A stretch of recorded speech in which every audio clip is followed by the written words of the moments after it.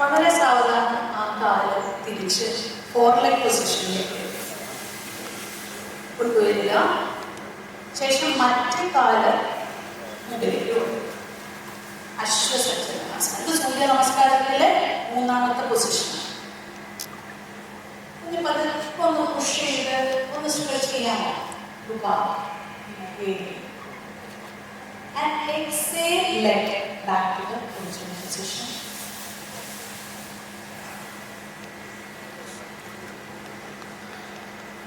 One more time. ചെയ്യാമോ? One, right leg forward. Inhale and stretch ചെയ്യുക.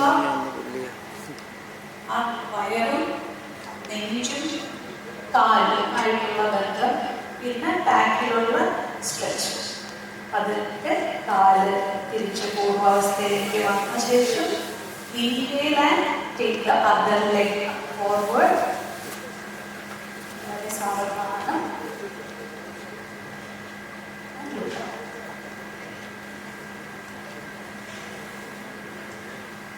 5, 4, 3, 2 and 1. Slowly come down.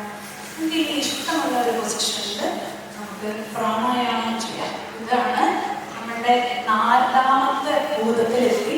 നമ്മുടെ നാലാമത്തെ ഭൂതം എന്താണ്? Air.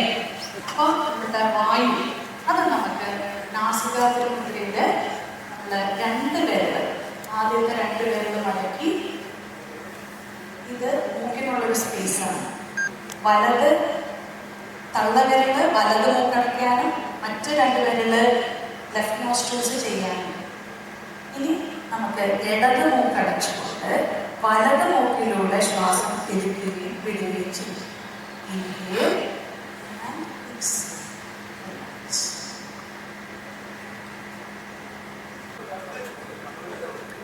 Once again, inhale, stretch out, exhale and relax. ഇതിനെയാണ് baby കോബ്രയാണ്, ചെറിയൊരു കോബ്രയാണത്. ഇനി ശരിക്കുള്ള ഭുജംഗാസനം ചെസ്റ്റിന്റെ സൈഡിലേക്ക് നിങ്ങൾ കൈകൊണ്ടുവരിക. ചെസ്റ്റിന്റെ സൈഡ് അവിടെ നിന്ന് നിങ്ങൾ എഴുതിക്കുക. Inhale and stretch. ആ പകുതി ഫ്ലെക്ഷൻ വരുക. 5, 4, 3, 2 and 1. Slowly exhale 1 by 1.